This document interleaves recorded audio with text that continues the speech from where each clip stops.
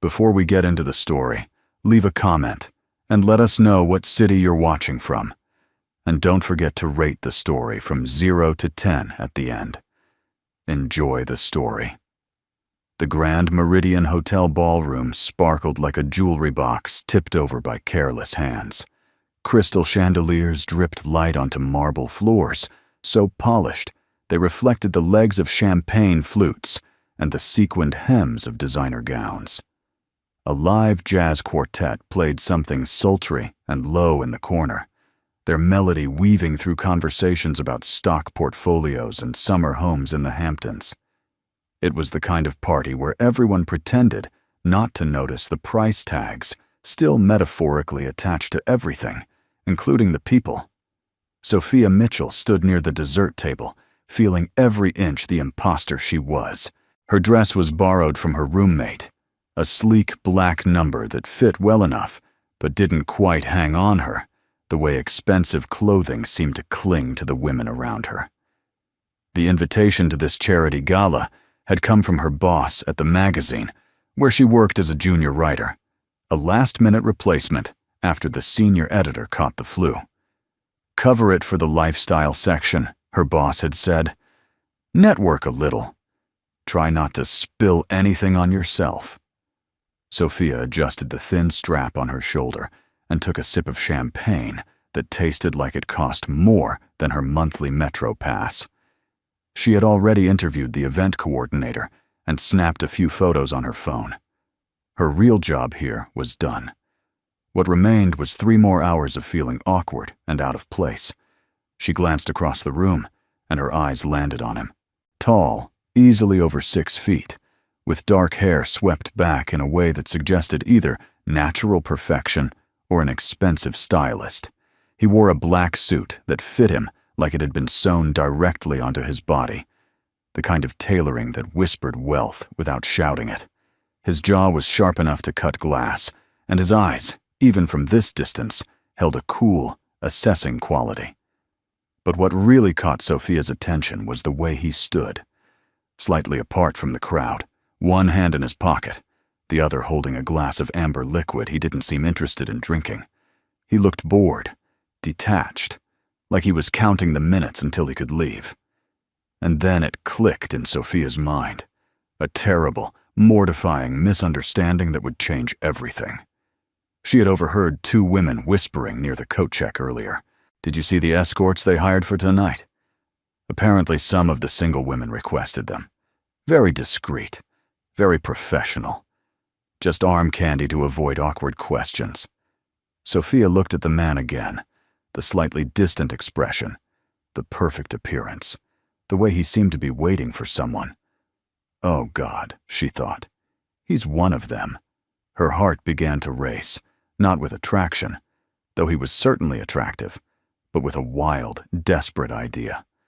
Her ex-boyfriend, Derek, was at this party. She had seen him 20 minutes ago, draped over some blonde in a dress that probably cost more than Sophia's car. Derek, who had dumped her 6 months ago because he said she wasn't ambitious enough, wasn't polished enough, wasn't enough, period. The idea formed quickly, recklessly.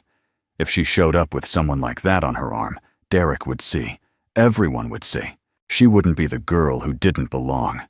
She would be the girl who belonged, with someone who looked like that. Before her rational mind could intervene, Sophia's feet were moving. She crossed the ballroom with her chin up. Champagne glass gripped a little too tightly, her borrowed heels clicking against the marble with more confidence than she felt. The man didn't notice her approach at first. He was staring out one of the floor-to-ceiling windows at the city skyline, his profile stark and beautiful against the glittering lights beyond. When Sophia stopped in front of him, he turned slowly, one dark eyebrow lifting in mild surprise. Up close, he was even more devastating. His eyes were a shade of gray that reminded her of storm clouds, and there was a faint scar above his left eyebrow that somehow made him more attractive instead of less. "Hello," Sophia said, her voice steadier than she expected. The man blinked. "Hello." His voice was deep, smooth, with the kind of natural authority that made her spine straighten instinctively. Sophia swallowed. This was insane. This was the most insane thing she had ever done. But Derek was across the room, probably watching, and pride was a hell of a drug. "I need your help," she said quickly, before she could lose her nerve. The man's expression didn't change, but something flickered in his eyes. Amusement, maybe, or curiosity. With what exactly? Sophia took a breath. "I need you to pretend to be my date for the rest of this party. Just a few hours. I'll pay you whatever your rate is, obviously." "I just need," she hesitated, hating how desperate she sounded. "I need people to think I'm with someone like you." The man went very still. His gray eyes locked onto hers with an intensity that made her breath catch. "Someone like me," he repeated slowly. "You know," Sophia gestured vaguely at him, taking in the perfect suit, the perfect face, the perfect everything. "Someone who looks like they belong here." The corner of his mouth twitched. It might have been the start of a smile, or it might have been something else entirely. "And you think I don't belong here?" Sophia blinked, confused. "What?"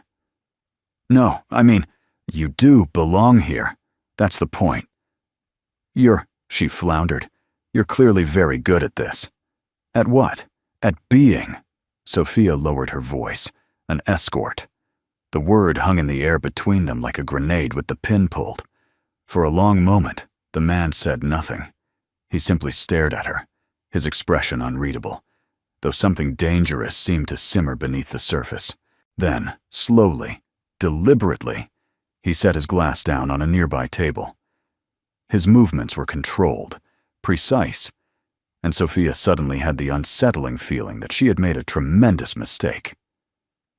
"You think," he said, his voice very quiet, very calm, "that I'm an escort?" It wasn't a question. Sophia's confidence wavered. "Aren't you?" Another beat of silence. Then, impossibly, the man laughed. It was a low, rough sound that seemed to surprise him as much as it surprised her. He shook his head, and when he looked at her again, there was something bright and sharp in his eyes that made her pulse kick up for an entirely different reason. "No," he said. "I'm not an escort." Sophia felt her face flood with heat. "Oh, God." "Oh, no. I'm so sorry. I heard someone say, and you were standing alone, and I thought." She was babbling now, desperate to disappear into the floor. "I'm so sorry. Please forget I said anything." She turned to leave, but his hand shot out, catching her wrist gently. His touch was warm, his fingers firm but not forceful. "Wait," he said. Sophia froze, her heart hammering. She looked up at him, expecting anger or disgust. Instead, she found something that looked almost like intrigue. His gray eyes studied her face with an intensity that made her feel stripped bare. Then, unexpectedly, his mouth curved into a slow, deliberate smile. It transformed his entire face, softening the sharp edges and revealing a hint of mischief that Sophia hadn't seen before. "I'll do it," he said. Sophia blinked. "What?" "I'll pretend to be your date, just for tonight." His thumb brushed absently against the inside of her wrist, and she wondered if he could feel her pulse racing. "Why?" The word came out breathless, confused. He shrugged, but there was nothing casual about the way he was looking at her. "Let's call it curiosity." Besides, his smile widened slightly. "This is the most interesting conversation I've had all night." Sophia stared at him, half convinced this was some kind of elaborate joke. "You're serious?" "Completely. But I have one condition." Sophia's breath caught. "What?" "You have to tell me why you need a fake date so badly that you'd proposition a complete stranger." "Fair enough," Sophia said, though her cheeks were still burning. "See that man over there? The one with the blonde?" She nodded toward Derek, who was laughing too loudly at something his date said. The stranger followed her gaze, his expression cooling slightly. Let me guess. Ex-boyfriend? Sophia nodded. He dumped me 6 months ago. Said I wasn't sophisticated enough for his lifestyle. Now he's here with her, and She trailed off, feeling foolish. You wanted to show him what he's missing. The stranger's voice was neutral, but something in his tone made her look up. He was watching her with an expression she couldn't quite read. Sophia laughed, a hollow sound. Pathetic, right? The stranger's hand was still wrapped loosely around her wrist. He tugged her slightly closer, his voice dropping to something that felt almost intimate. Not pathetic. Human. We all want to be seen as valuable, especially by people who made us feel worthless. Sophia's throat tightened unexpectedly. Who are you? He hesitated for just a fraction of a second, then smiled that dangerous smile again. For tonight? I'm whoever you need me to be. And with that, he laced his fingers through hers and led her onto the dance floor. The quartet had shifted to something slower, more romantic. Couples swayed beneath the chandeliers, their movements languid and practiced. Sophia felt her stranger's arm slide around her waist, pulling her close enough that she could smell his cologne, something dark and expensive that made her head swim.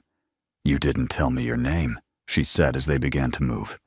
His hand was warm against the small of her back, guiding her with effortless confidence. You didn't ask. I'm asking now. He seemed to consider this, his gray eyes searching hers. Call me James. Sophia, she offered. I know. Her eyes widened. How? He nodded toward the press badge she'd tucked into her small clutch, the corner just visible. Sophia Mitchell, junior writer, Metropolitan Lifestyle magazine. You're observant, part of my job. And what job is that if you're not an escort? James's smile turned mysterious, something far less interesting. Trust me. They turned slowly, and Sophia caught sight of Derek staring at them from across the room. His expression was somewhere between shock and something that might have been jealousy. A fierce satisfaction bloomed in her chest. He sees us, she whispered. Good, James said, then did something unexpected. He leaned down, his lips brushing against her ear. Then let's give him something to really see. Before Sophia could ask what he meant, James spun her out and then back into his arms, with a practiced grace that made her breath catch. His hand slid from her waist to the curve of her hip, possessive and confident. To anyone watching, they looked like lovers, like two people who couldn't keep their hands off each other. Sophia's heart was pounding for reasons that had nothing to do with Derek anymore. You're good at this, she managed. At what? At pretending. James's eyes darkened slightly, his voice dropping to a murmur only she could hear. Who says I'm pretending? The word sent a shiver down her spine. Sophia tried to laugh it off, to remind herself this was an act, but her body wasn't listening. She was hyper-aware of every point of contact between them. The warmth of his palm against her back. The way his thumb traced small circles against her hip. The solid strength of his chest beneath her hand. The song ended, but James didn't let her go. Instead, he kept her close as they moved off the dance floor, his hand never leaving her waist. Thirsty? He asked. Sophia nodded, not trusting her voice. James guided her toward the bar, his presence commanding enough that people seemed to part around them instinctively. He ordered 2 glasses of champagne, then handed her one with a slight smile. To successful deceptions, he said, raising his glass. Sophia clinked hers against his, her eyes searching his face. This doesn't feel like a deception. James's expression shifted, something vulnerable flickering across his features before he locked it down. No, he agreed quietly. It doesn't. They stood there for a moment, the party swirling around them, neither quite sure what to say next. Then Derek's voice cut through the moment like a knife. Sophia. She turned to find her ex standing behind her, his date conspicuously absent. Derek's eyes moved between her and James, his jaw tight. "Derek," Sophia said, proud of how level her voice sounded. "I didn't know you'd be here tonight," Derek said, though his tone suggested otherwise. "Small world," Sophia replied. Derek's gaze fixed on James, something aggressive in his posture. "And you are?" James extended his hand, his smile polite but cold. A friend of Sophia's. Derek shook it reluctantly, and Sophia didn't miss the way he winced slightly at James's grip. "Funny," Derek said. "I don't remember Sophia mentioning any friends who look like they stepped out of a cologne commercial." James's smile sharpened. "Funnier still, I don't remember asking for your opinion." The temperature seemed to drop several degrees. Derek's face flushed, his eyes narrowing. "Look, I don't know who you think you are, but Sophia and I have history. I'm just looking out for her." James's hand found Sophia's waist again, a claiming gesture that made Derek's expression darken further. "I appreciate your concern," James said, his voice deadly quiet. "But Sophia doesn't need you to look out for her. She never did." The words hung in the air, sharp and final. Derek opened his mouth, then closed it again. He looked at Sophia, something almost pleading in his eyes. "Soph, come on. This guy? Really?" Sophia felt James tense beside her, his hand tightening fractionally on her waist. But before he could respond, Sophia stepped forward, her voice steady and clear. "Yes, Derek. Really. This guy who in the last hour has shown me more respect and attention than you did in 2 years. This guy who doesn't make me feel like I need to apologize for existing. So yes, really." Derek's face went from red to nearly purple. His mouth opened and closed like a fish gasping for air. Finally, he spat out, "You'll regret this," then turned on his heel and stalked away, nearly colliding with a waiter carrying a tray of canapés. The moment he was gone, Sophia let out a breath she hadn't realized she'd been holding. Her hands were shaking. "That was," she started, then laughed, a slightly hysterical sound. "Oh my God, I can't believe I just did that." James turned her to face him, his hands on her shoulders, his expression serious. "You were magnificent." Sophia looked up at him, her eyes suddenly burning with unexpected tears. "I've wanted to say that to him for 6 months. You gave me the courage to do it. Thank you." Something shifted in James's face. His hand slid from her shoulders down her arms, his touch gentle. "Sophia, he hesitated, seeming to struggle with something. Then his phone buzzed. He pulled it from his pocket, glanced at the screen, and his expression shuddered. "I'm sorry," he said. "I have to take this. It's important." He stepped away before she could respond, moving toward the balcony doors with the phone pressed to his ear. Sophia watched him go, feeling suddenly bereft. The party continued around her, but she felt separate from it now, like she'd stepped out of a bubble and couldn't quite figure out how to get back in. A woman appeared at her elbow, older, elegant, with silver hair twisted into an elaborate updo. "Excuse me, dear," the woman said, her voice cultured and curious. "That man you were dancing with, do you know who he is?" Sophia blinked. He said his name was James. "Why?" The woman's perfectly penciled eyebrows rose. James. How charmingly modest. She leaned in conspiratorially. "That's James Ashford, as in Ashford Technologies, as in the billionaire who just bought out half of Silicon Valley." The world seemed to tilt sideways. Sophia grabbed the edge of the bar to steady herself. "What?" "Oh yes," the woman continued, oblivious to Sophia's shock. "Quite the eligible bachelor, though he's notoriously private. Hates these events, from what I understand. His sister usually drags him to them. Apparently, she's on the charity board." Sophia couldn't breathe. Billionaire. He was a billionaire. And she had asked him, oh God, she had asked him if he was an escort. She had offered to pay him. Heat flooded her face, then drained away, leaving her cold and shaking. The woman was still talking. Something about Ashford Technology's latest acquisition, but Sophia wasn't listening. She needed to leave. Right now. Before James. No. Before James. Ashford came back, and she had to face the full weight of her humiliation. She set her champagne glass down with a clatter and headed for the exit, her borrowed heels clicking frantically against the marble. She made it to the coat check, fumbling for her ticket, when a hand caught her arm. Leaving without saying goodbye? James's voice was quiet, but there was an edge to it. Sophia couldn't look at him. Let me go. Not until you tell me what's wrong. 1 minute we're fine, and the next you're running away. What happened? Sophia finally turned, and the anger in her expression made him drop his hand. I know who you are. His face went carefully blank. Ah, Sophia repeated, her voice rising. That's all you have to say? Ah, you let me stand there and humiliate myself. You let me think you were, she couldn't even say it. And all along you were, what, slumming it? Finding out how the other half lives? James's jaw tightened. That's not fair. Not fair. You lied to me. I never lied, James said, his voice hard. You made an assumption.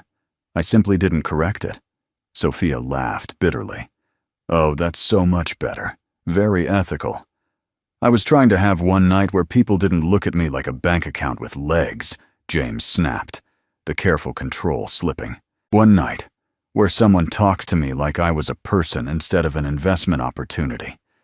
Is that really so terrible? Sophia shook her head, tears threatening again. You don't understand. What don't I understand? That I'm not like you, Sophia said, the words coming out harsh and pained. I'm not rich. I'm not sophisticated. I'm exactly what my ex said I was, someone who doesn't belong in this world. And you, she gestured at him, you're so far above me that tonight was probably just a funny story you'll tell at your next board meeting. The poor journalist who thought you were a prostitute. James's eyes flashed with something dangerous. Is that really what you think of me? I don't know what to think of you, Sophia said quietly. I don't know you at all. That's not true. Yes, it is. You lied about who you were. I didn't lie, James repeated, his voice rough. I told you to call me James. That's my name. I told you I found you interesting. That's true. I held you while we danced, and it felt more real than anything I've experienced in years. Also true. Sophia's breath hitched. Don't. Don't what? Don't try to make this into something it's not. We both know this was just a game to you. James stepped closer, his presence overwhelming. A game? You think this is a game? Sophia held her ground, even though every instinct told her to run. What else would you call it? James's hand came up, his fingers brushing her cheek with devastating gentleness. I'd call it the first honest conversation I've had in months. I'd call it the first time someone looked at me and saw a person instead of a dollar sign. I'd call it, he paused, his thumb tracing her jawline, the best mistake you ever made. Sophia's heart was hammering so hard she thought it might burst from her chest. This is crazy. Probably, James agreed. His face was so close now she could feel his breath against her lips. But I haven't felt this alive in years, and I'm not ready to let it go yet. Are you? The question hung between them, weighted with possibility and danger in equal measure. Sophia knew she should say yes, should walk away from this impossibly beautiful, impossibly complicated man and go back to her safe, small life. But instead, she found herself whispering, No. James's eyes darkened, and then his mouth was on hers. The kiss was nothing like Sophia had imagined. It wasn't gentle or tentative. It was fierce, consuming, like he was trying to prove something to both of them. His hands cupped her face, tilting her head to deepen the kiss, and Sophia's fingers fisted in his jacket, holding on like he was the only solid thing in a spinning world. When they finally broke apart, both breathing hard, James rested his forehead against hers. "Come home with me," he murmured. Sophia's eyes flew open. "What?" "Not like that," he clarified quickly, though his voice was rough with want. I don't want this night to end. Let me make you dinner. Let me show you that I'm not the villain you think I am." Sophia pulled back slightly, her rational mind trying desperately to reassert control. "This is insane. I don't even know you." "Then get to know me," James said simply. "No pretense, no games, just you and me." Sophia looked at him, really looked at him. The careful way he was holding himself, like he was afraid she'd bolt if he moved too quickly. The vulnerability in his eyes that he was trying so hard to hide.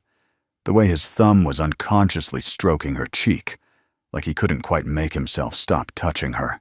Against every ounce of common sense she possessed, Sophia nodded. His smile was like sunrise. His car was waiting outside, a sleek black vehicle that probably cost more than Sophia's annual salary.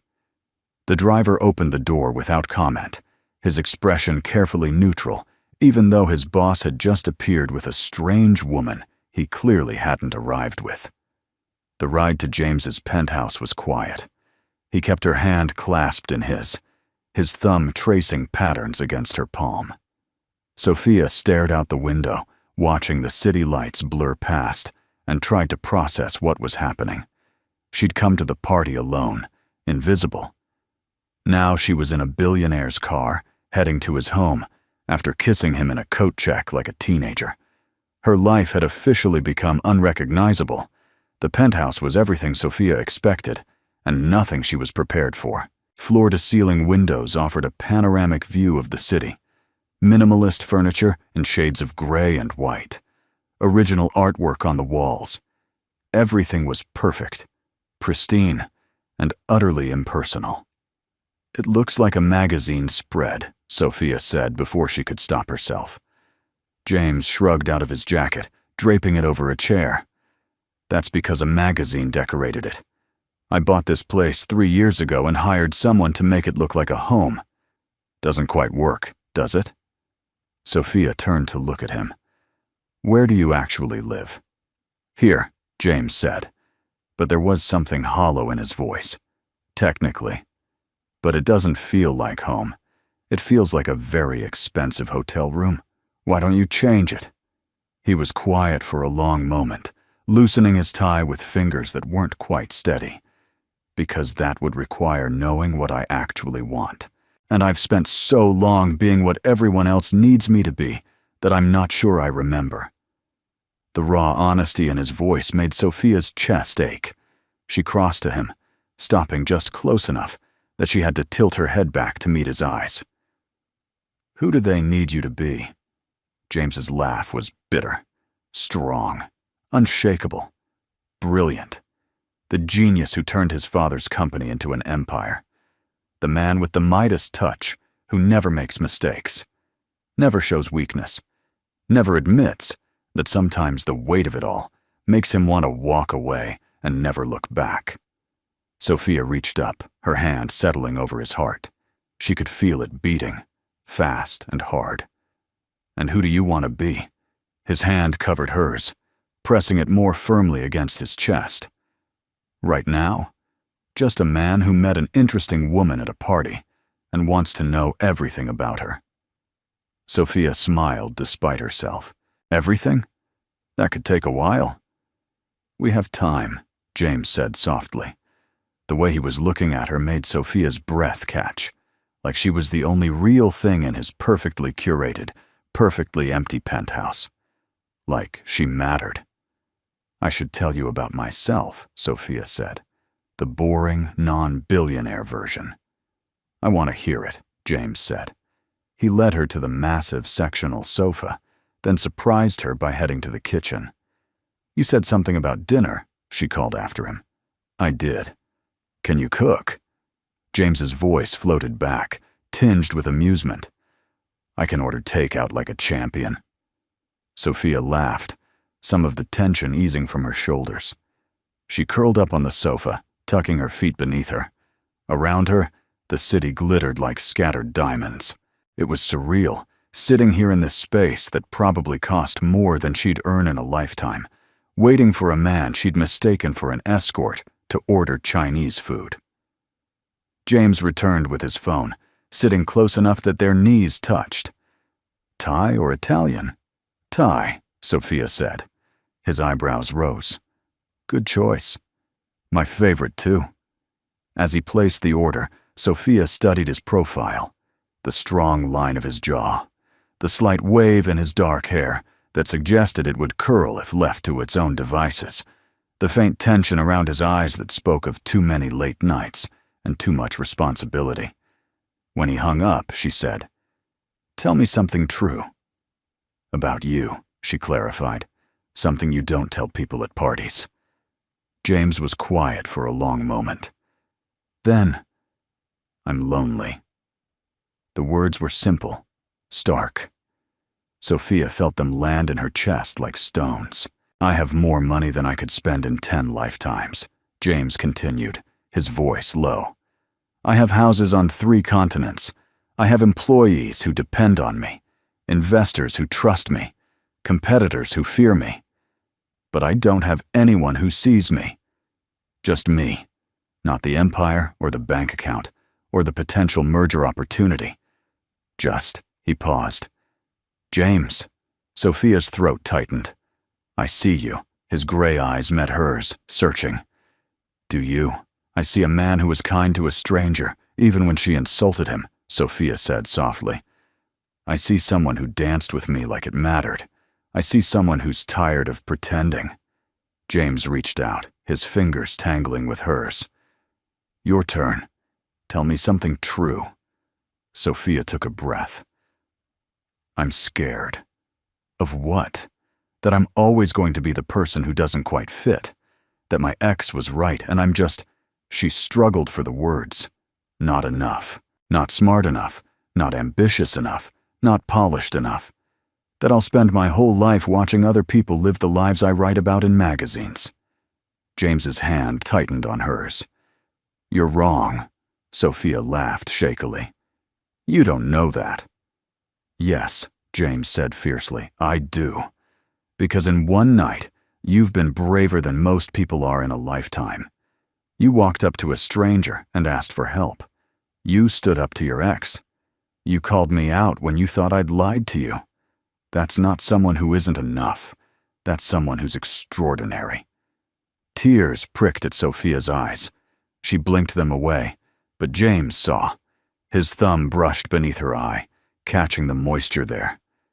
"Hey," he murmured. "I'm sorry. It's stupid." "It's not." He pulled her closer until she was tucked against his side.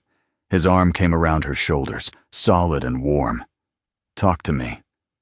So she did. Sophia told him about growing up in a small town with big dreams, about working 3 jobs to put herself through journalism school, about the ex-boyfriend who had slowly, methodically convinced her that wanting more was selfish, that being ambitious was unattractive, that she should be grateful for whatever scraps of affection he deigned to offer.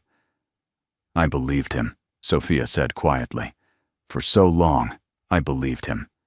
And even now, even after he's gone, that voice is still in my head telling me I'm not good enough." James was quiet, his hand stroking slow patterns on her shoulder. Then he said, "I had a brother." Sophia looked up at him, surprised. "Had?" "He died 3 years ago. Car accident. He was driving home from one of my company events, exhausted, because I'd kept him there until 2 in the morning going over contracts. If he'd left earlier, if I hadn't been so demanding, he'd still be alive." "Oh, James," Sophia breathed. "It wasn't your fault." James's smile was bitter. "Everyone says that. But I know the truth. I sacrificed him on the altar of success, just like I've sacrificed everything else. My relationships, my health, any chance at a normal life. And for what? Money I don't need? Power I don't want? An empire built on the backs of people I barely see as human anymore? The pain in his voice was visceral. Sophia turned, kneeling on the sofa so she could face him fully. Is that why you were at the party alone tonight? He nodded. My sister, Emma, she's on the charity board. She keeps trying to drag me back into the world. Keeps insisting I need to live instead of just existing. But I don't know how anymore. Everyone at those events wants something from me. Everyone has an angle, a pitch, a deal they're trying to close. No one just wants James. Until you, Sophia said softly. Until me, he agreed. His hand came up, cupping her face. You looked at me and saw an escort. It was the most refreshing thing that's happened to me in years. Sophia laughed despite herself. I'm never going to live that down, am I? Never, James confirmed. But he was smiling now, a real smile that reached his eyes. The doorbell rang, announcing the food's arrival. James answered it, tipping the delivery person generously before bringing the bags to the coffee table. They ate straight from the containers, sitting on the floor like college students, and talked. About everything and nothing. About Sophia's dreams of being a serious journalist instead of just covering society events. About James's secret love of old movies and his inability to resist rescuing stray cats, which he promptly donated to animal shelters because his lifestyle couldn't accommodate pets. You rescue cats? Sophia asked, delighted. James had the grace to look embarrassed. I have a reputation to maintain. Can't have anyone knowing I'm soft. I think it's too late for that, Sophia teased. You've already shown me you're human. Terrible mistake, James deadpanned. Now I'll have to have you sign an NDA. Sophia threw a spring roll at him. He caught it, took a bite, and grinned. They finished eating, and James cleared the containers away. When he returned, Sophia was standing at the windows, looking out at the city. The lights seemed to go on forever, a galaxy of human ambition and loneliness. James came up behind her, close but not touching. What are you thinking? Sophia leaned back slightly, letting herself rest against his chest. His arms came around her waist, holding her gently. I'm thinking this doesn't feel real. It feels like a dream I'm going to wake up from. What if that's okay? James murmured against her hair. What if we just let it be what it is for tonight and worry about reality tomorrow? Sophia turned in his arms, looking up at him. And what is it? His eyes were dark, intense. I don't know yet, but I'd like to find out. He kissed her again, slower this time, but no less consuming. Sophia's hand slid up his chest, feeling the rapid beat of his heart beneath her palms. When they broke apart, both breathing hard, James rested his forehead against hers. Stay, he whispered. Just for tonight. Stay with me. Sophia knew she should say no, should protect her heart, which was already dangerously close to forgetting this was temporary. But looking into his eyes, seeing the hope and fear and want reflected there, she couldn't. Okay, she whispered back. James exhaled like she'd given him something precious. He took her hand, leading her through the penthouse. At the entrance to what was clearly the master bedroom, he paused. I meant just stay. Sleep here. I'll take the guest room. You don't have to, Sophia started. I want to, James interrupted. I want to do this right. Whatever this is. Sophia's heart squeezed. She reached up, pulling his face down to hers for another kiss. This one was soft, sweet, a promise of something neither of them could quite name yet. When she pulled back, she smiled. Then stay with me. Both of us. Just sleep. James searched her face, then nodded. He found her something to wear, an old college t-shirt that swallowed her frame and made him smile. She disappeared into the bathroom to change, taking a moment to stare at her reflection. Her makeup was smudged, her hair was coming loose from its pins, and her eyes were bright with an emotion she was afraid to name. "What are you doing, Sophie?" she asked her reflection. But her reflection had no answers. When she emerged, James had changed too, trading his suit for simple sleep pants and a t-shirt. He looked younger like this, less intimidating, more real. They climbed into his massive bed, and after a moment's hesitation, James pulled her close. Sophia's head found his shoulder, her hand splaying across his chest. "This is crazy," she murmured. "Completely," James agreed. His fingers traced patterns on her back, soothing and hypnotic. But sometimes, crazy is good. Sophia woke to sunlight streaming through unfamiliar windows and a warm presence at her back. For a moment, she was disoriented. Then memory came flooding back. The party. The mistake. James. She turned carefully, not wanting to wake him, but his eyes were already open. He was watching her with an expression she couldn't quite read. "Morning," he said, his voice rough with sleep. "Morning," Sophia replied. "This is awkward, isn't it?" "A little," James admitted. "But not bad. Awkward. Just new awkward." Sophia smiled despite herself. "What happens now?" James's hand found hers beneath the covers. "I was hoping you'd have breakfast with me. Real breakfast, not Thai food leftovers. And then, maybe," he hesitated, "maybe we could figure this out." "This?" Sophia asked softly. "Us," James clarified. "If there's going to be an us. I'd like there to be. But I understand if last night was just a moment. If you want to go back to your life and forget about the weird billionaire who can't cook." Sophia's heart clenched. "What if I don't want to forget?" "Then don't," James said simply. His gray eyes searched hers. "I know this is fast. I know it's complicated. But Sophia, I haven't felt like this in..." He paused. "I'm not sure I've ever felt like this." "Like what?" "Like myself. Like I can breathe. Like there's something in my life worth getting out of bed for besides obligations and expectations." Sophia leaned in, kissing him softly. "Then let's have breakfast."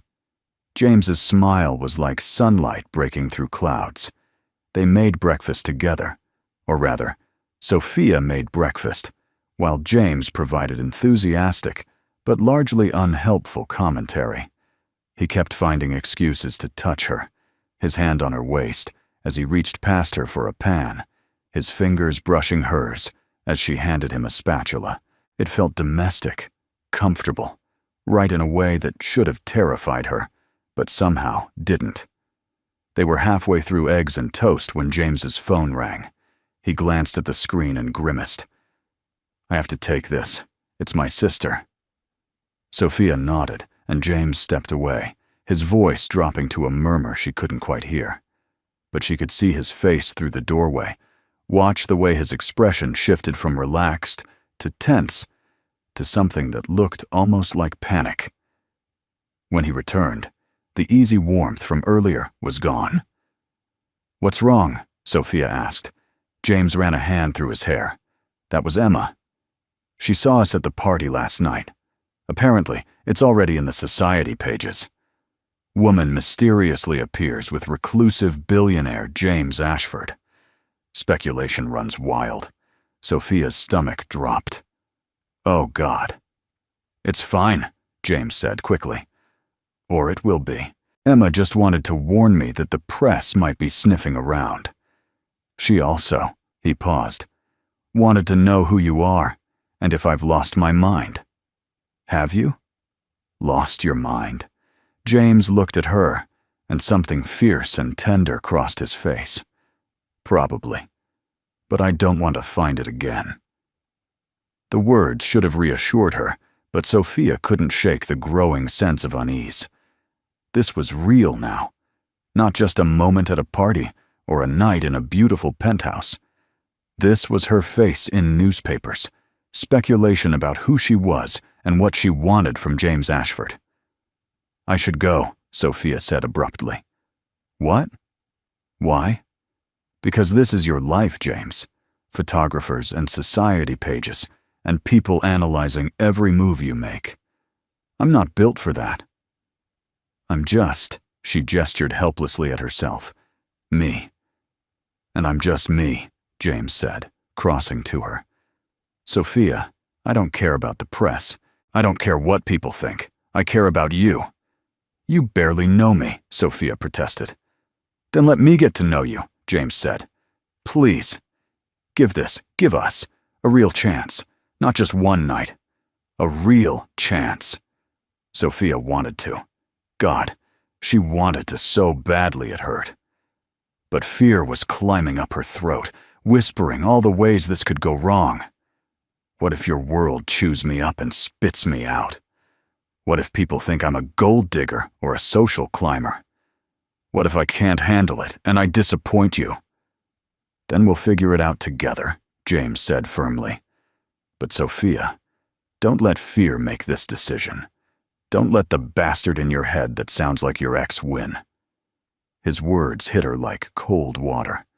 He was right. This was Derek's voice, telling her she wasn't good enough, wasn't strong enough, wasn't enough, period. Okay, she said quietly. Okay? Okay, Sophia repeated. Stronger now. Let's try. Let's really try.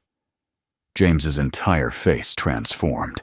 He pulled her into his arms, holding her so tightly she could barely breathe.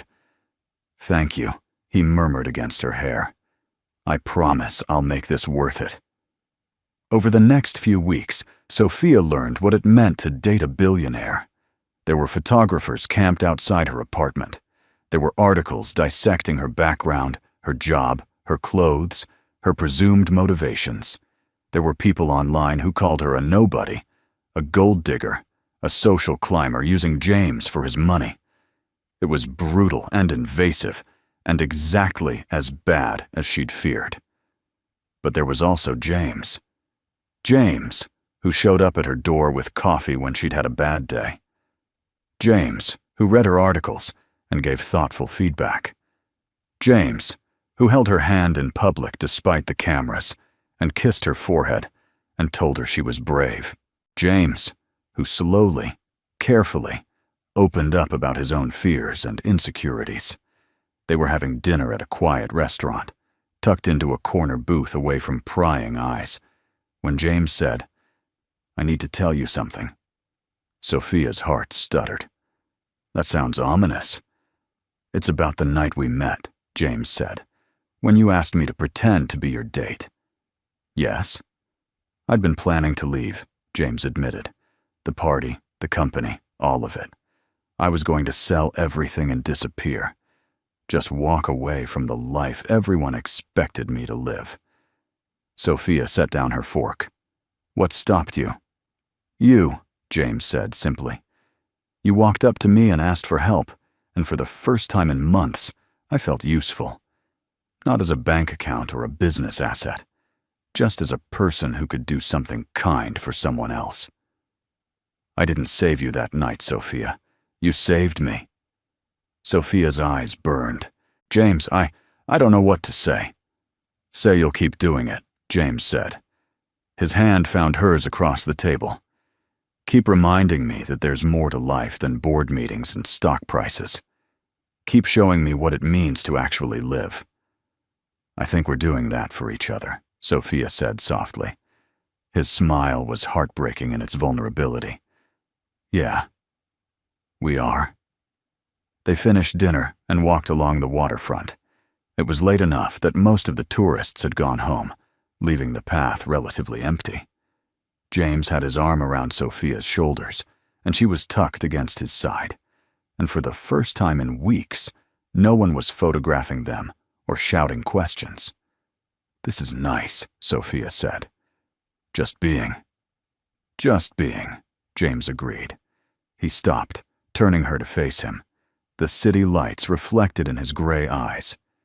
Sophia, I know this hasn't been easy. I know my world is complicated and intrusive. If you want out, if it's too much, I'll understand. Do you want me to want out? Sophia asked quietly. God, no, James said fervently. I'm terrified every day that you're going to wake up and realize this isn't worth it. That I'm not worth it. Then stop worrying, Sophia said. She reached up, cupping his face in her hands. Yes, your world is complicated. Yes, it's been hard. But James, you're worth it. You're worth every article and every photograph and every person who thinks they know what this is, because they don't. Only we do. James kissed her, deep and desperate and full of relief. When they finally broke apart, both breathing hard, he rested his forehead against hers. I'm falling in love with you. The words hung in the air between them, precious and terrifying. Sophia's heart felt too big for her chest. Good, she whispered, because I'm falling in love with you too. They stood there for a long moment, just holding each other, while the city moved around them. Then James's phone rang. He groaned. I'm sorry, I have to check. It might be Emma. Sophia nodded, stepping back to give him privacy. But as James answered, his face went pale. What? When? He was already moving, pulling Sophia along. I'm on my way. In the car, James was tense and silent. Sophia didn't push, just held his hand and waited. Finally, he said, that was my head of security. Someone leaked a rumor that we're engaged, not just tabloid speculation, an actual fabricated announcement with fake quotes from both of us. It's everywhere. Sophia felt cold. Why would someone do that? James's jaw was tight. To force my hand. If I deny it, the story becomes, why won't James Ashford commit? If I don't deny it, I'm trapped in a lie. Either way, it's a power play. But who would? Sophia started. Derek, James said flatly. Your ex. The security team traced the leak to him. Apparently, he's been feeding stories to the tabloids about you for weeks, trying to control the narrative. Make you look like a social climber, so when the relationship falls apart, he can swoop back in as the I told you so. Sophia felt sick. He's that vindictive? James glanced at her, his eyes dark. He's that scared. Scared you moved on. Scared you're happier without him. Scared that you've proven everything he said about you was a lie. They pulled up to James's building. Upstairs, his team was already assembled in his home office. Lawyers, publicists, security consultants. They all looked grim. The situation was worse than Sophia had imagined. Derek hadn't just leaked the engagement rumor. He'd fabricated text messages, suggesting Sophia had been planning to trap James from the beginning. He'd found old college friends willing to say she'd always been a gold digger. He'd built an entire narrative designed to destroy her credibility and James's reputation. We need to issue a statement, one of the lawyers said. Deny everything, paint her as the villain, and move on. Clean break. No, James said flatly. Everyone turned to look at him. No, he repeated. We're not throwing Sophia under the bus to save my reputation. Then what do you suggest? The publicist asked. We tell the truth, James said. He looked at Sophia. All of it. How we met. Why we were together that first night, everything. The room erupted in protests. That will make you both look ridiculous, someone said.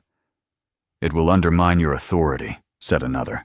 It will feed the narrative that she's unsophisticated and you're impulsive, added a third.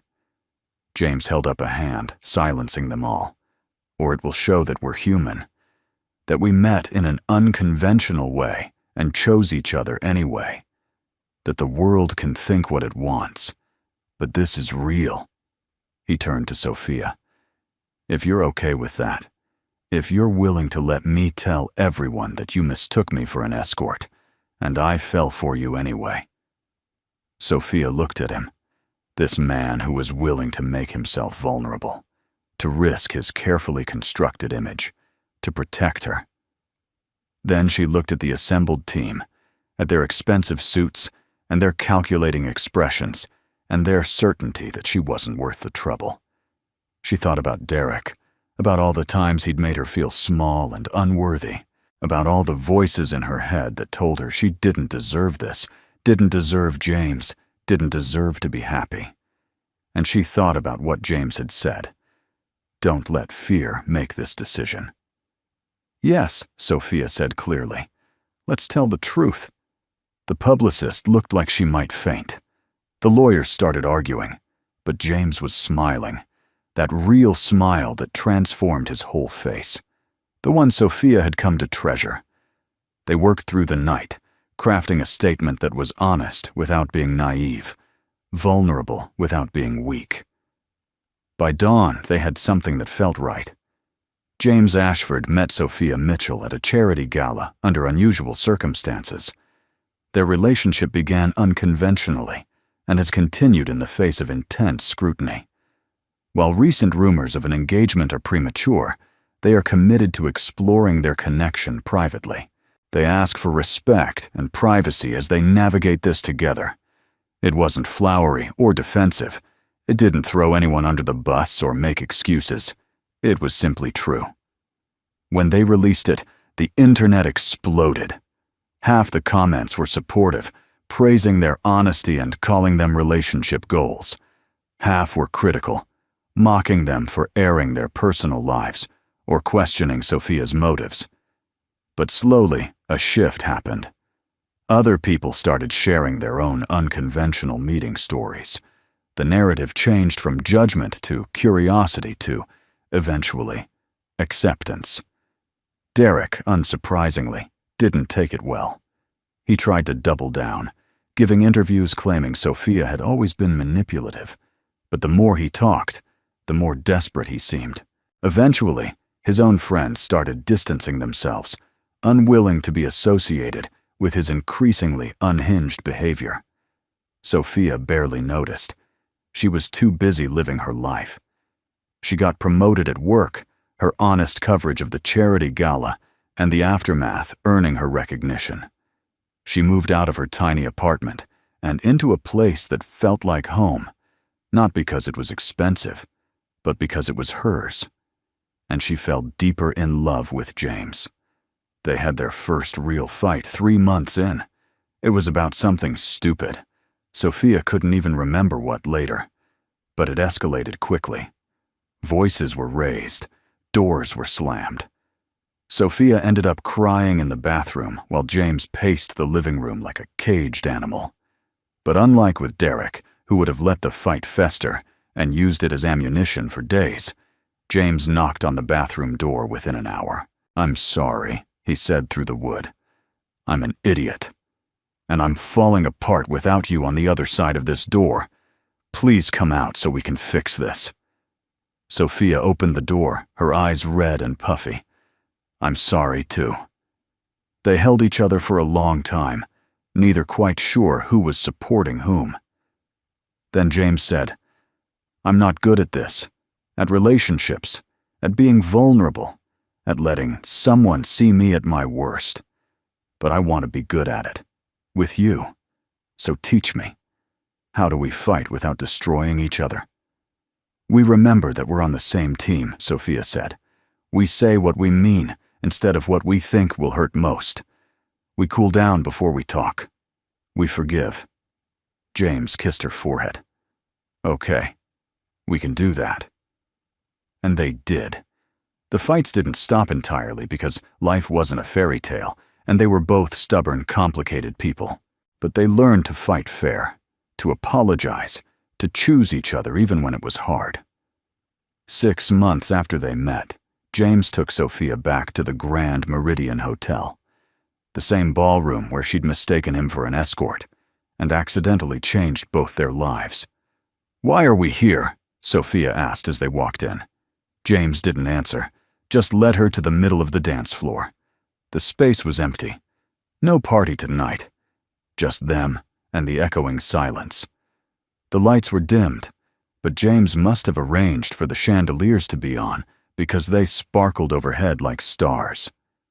"Do you remember what I said that night?" James asked. Sophia thought back. "You said a lot of things." I said I hadn't felt alive in years, James reminded her. I said, you made me feel like I could breathe. I said I didn't know who I was anymore because I'd spent so long being what everyone else needed. Sophia nodded, her throat tight. All of that was true, James said. But what I didn't say, what I didn't know yet, was that you weren't just reminding me how to live. You were giving me a reason to.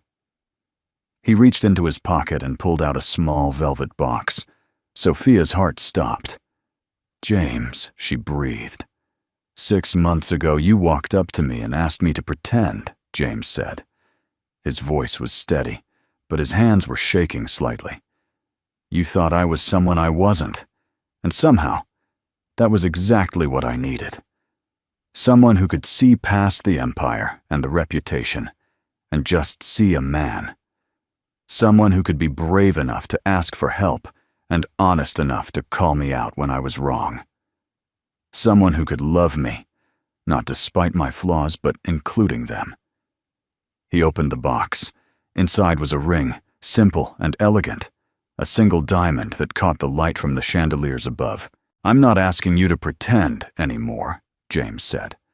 I'm asking you to make this real, to build a life with me, arguments and all, to be my partner, my home, my reason to get out of bed in the morning. Sophia Mitchell, will you marry me? Tears were streaming down Sophia's face. She thought about the girl who'd stood in this room 6 months ago, alone and invisible, convinced she wasn't enough. She thought about all the ways James had shown her that was a lie, that she was more than enough, that she was extraordinary. She thought about the life they'd built together, messy and complicated, and absolutely perfect. Yes, Sophia said, her voice breaking. Yes, of course, yes. James slipped the ring onto her finger, then pulled her into a kiss that tasted like salt and joy and promise. When they finally broke apart, both laughing and crying, James said, I have a confession. What? I'm still not good at pretending. This has been real from the moment you walked up to me. I think I fell in love with you when you offered to pay my hourly rate. Sophia burst out laughing. That's the worst meet-cute story in history. I know, James grinned, but it's ours. They danced in the empty ballroom, no music except their own heartbeats, no audience except each other. And Sophia thought about how 6 months ago she'd been terrified of not being enough, of not belonging. Now she understood that belonging wasn't about fitting into someone else's world. It was about finding someone who wanted to build a new world with you.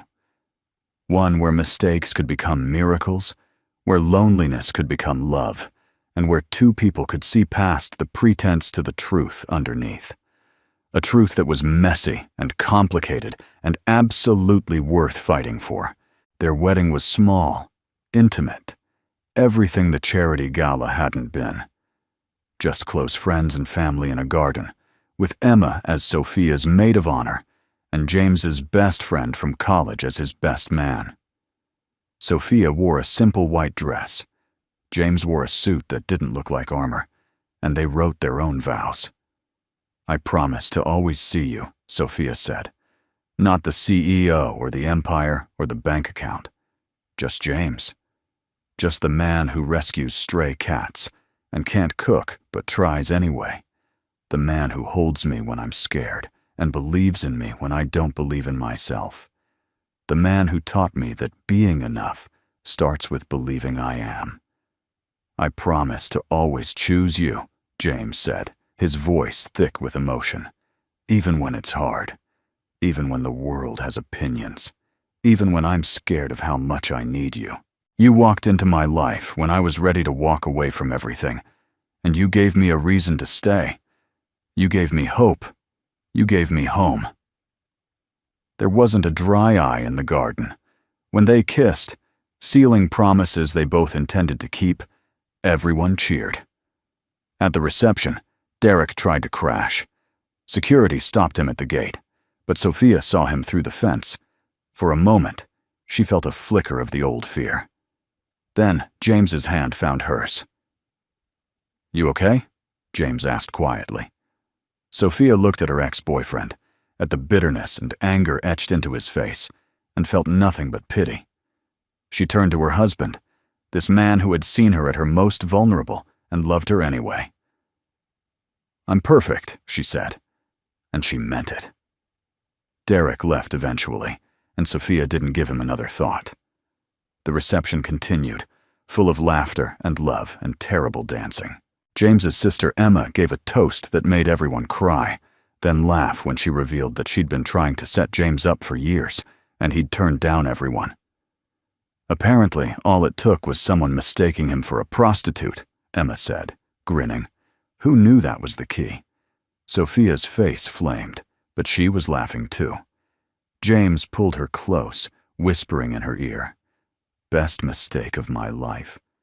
"Mine too," Sophia whispered back. They honeymooned in Scotland, in a tiny cottage far from cameras and tabloids and expectations. They hiked through highlands, got caught in rainstorms, and spent long evenings by the fire talking about nothing and everything. One night, curled up together under a heavy quilt, James said, "I want to do something with the company. Something that matters." Sophia turned to look at him. "Like what?" "I want to start a foundation," James said, "for kids from backgrounds like yours. Scholarships, mentorship programs, resources to help them build careers in fields they never thought were accessible. I want to use this absurd amount of money to actually change lives, instead of just accumulating more of it." Sophia's heart swelled. "That's incredible." "But," James smiled at her knowing tone, "but I want you to run it with me. You know what it's like to fight for opportunities, to feel like you don't belong. Your voice, your perspective, that's what will make this real, instead of just another rich person's tax write-off." Sophia thought about her younger self, struggling to afford textbooks and working 3 jobs. Thought about all the kids out there right now who were just as smart, just as driven, but didn't have the resources or connections to make it. "Yes," she said firmly. "Let's do it." They launched the Ashford Opportunity Initiative a year later. It started small, just a handful of scholarships and 1 mentorship program. But word spread quickly. Within 3 years, they were funding hundreds of students annually, providing not just money, but guidance, connections, and the belief that they belonged in rooms they'd been told were closed to them. Sophia threw herself into the work with a passion that sometimes worried James. More than once, he found her asleep at her desk, surrounded by grant applications and program proposals. "Love," James would say gently, shaking her awake. "You're going to burn out." "I can't," Sophia would insist. "There's too much to do, too many kids who need this, and I can't fail them." "You won't," James assured her, "but you also can't help them if you run yourself into the ground. Come to bed. We'll save the world tomorrow." It became their routine, James watching over Sophia, making sure she ate and slept and occasionally took a break. Sophia pushing James to be more than just the cold CEO, to use his influence for good, to remember why they started this in the first place. They balanced each other, challenged each other, grew together. On their 5th anniversary, they stood in the ballroom of the Grand Meridian Hotel again. But this time, it was filled with scholarship recipients, mentors, and donors. The Ashford Opportunity Initiative's annual gala had become one of the most prestigious charity events in the city. Sophia watched the young people mingling with business leaders and thought about how far they'd all come. James came up behind her, slipping his arms around her waist. "What are you thinking?" Sophia leaned back against him. "I'm thinking about the girl who walked into this room 5 years ago, the one who thought she had to pretend to be someone else to matter." "And?" James prompted. "And I'm grateful she was brave enough to make that mistake," Sophia said, "because it led to this, to us, to all of them." She nodded toward the scholarship recipients. "To a life I never imagined I deserved, but somehow got anyway. You always deserved it, James said softly. You just needed someone to reflect it back to you until you could see it yourself. Sophia turned in his arms, looking up at the man who had once been a stranger she'd propositioned at a party. The man who had become her husband, her partner, her home. I love you, she said. I love you too, James replied. Always. They danced, just like they had that first night. But everything was different now. No pretense, no fear, just two people who had found each other in the most unlikely way and built something real from a moment of mistaken identity. Later, after the gala ended and the guests had gone home, they stood on the balcony overlooking the city. The lights sparkled like scattered diamonds, each one a life, a story, a possibility.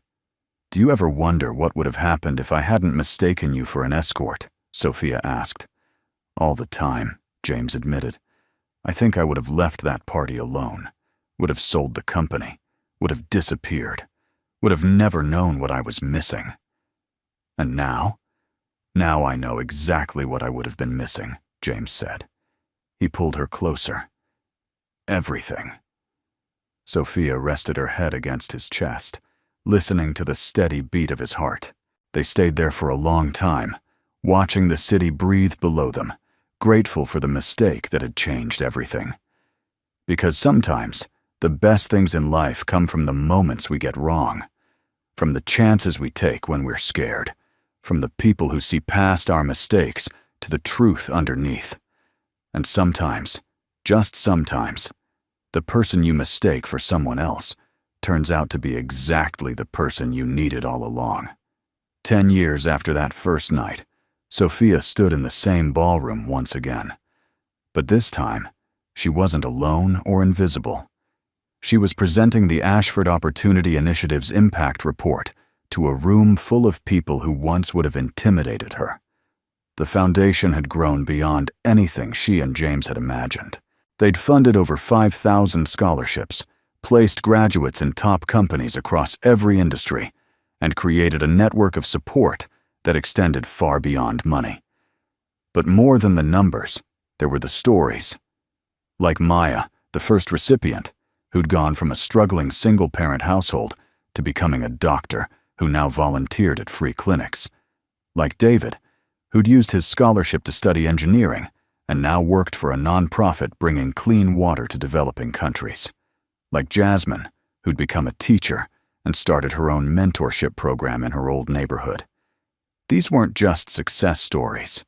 They were proof that when you gave people a chance, when you believed in them and provided resources and refused to let them believe they weren't enough, extraordinary things happened. As Sophia finished her presentation, the room erupted in applause. She caught James's eye from the front row. He was looking at her the same way he had that first night, like she was the most interesting person in the room, like she mattered. After the event, they walked home through the city streets, hand in hand. They could have taken the car, but they both preferred this, the quiet intimacy of moving through the world together. I'm proud of you, James said. Of us, Sophia corrected. We built this together. James stopped walking, turning to face her. The streetlight cast shadows across his face, highlighting the lines that 10 years had etched there. They made him more handsome, Sophia thought, more real. Do you remember what you said to me that first night? James asked. Which part?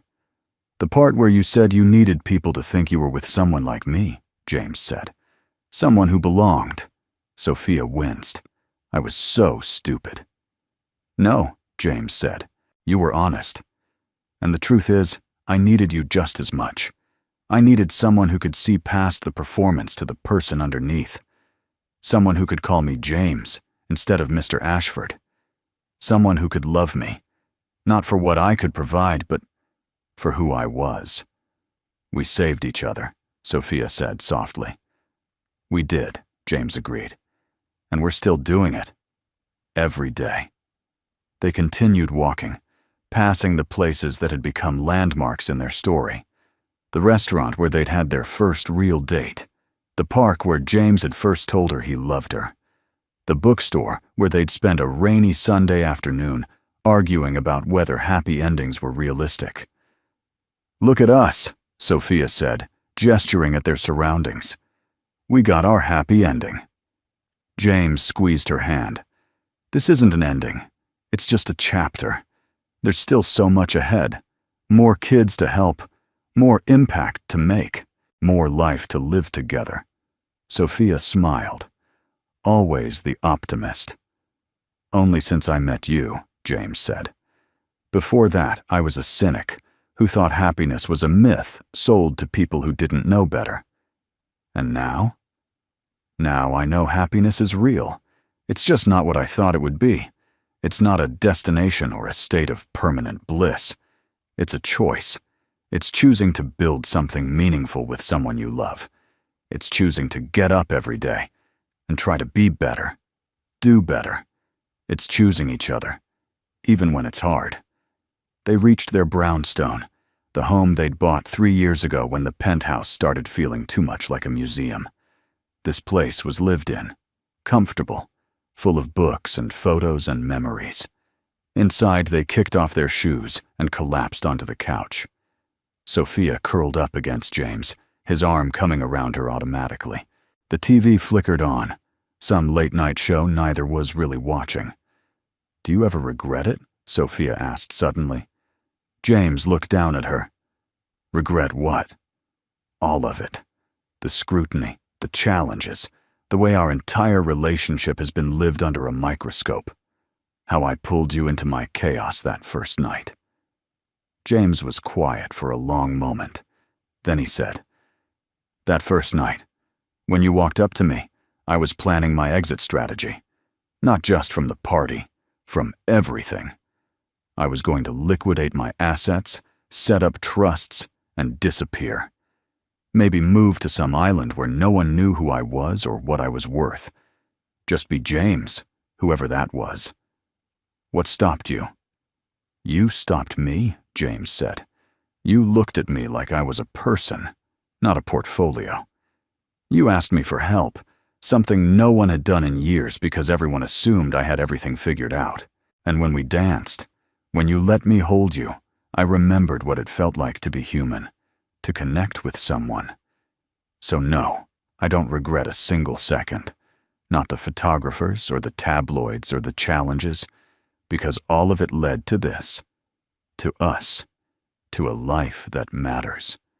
Sophia's eyes burned with unshed tears. "How do you always know exactly what to say?" "I don't," James admitted. "Most of the time I'm fumbling in the dark, hoping I don't screw this up. But with you, it's easier. You make me want to be honest, instead of perfect." Sophia reached up, cupping his face. "You're perfect to me." "I'm really not," James said wryly. "Remember when I tried to surprise you with breakfast in bed and set off the smoke alarm? Or when I accidentally donated your favorite sweater to charity? Or when I—" Okay.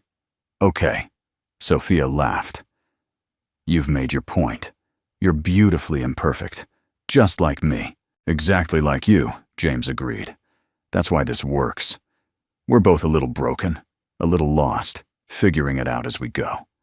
But we're doing it together."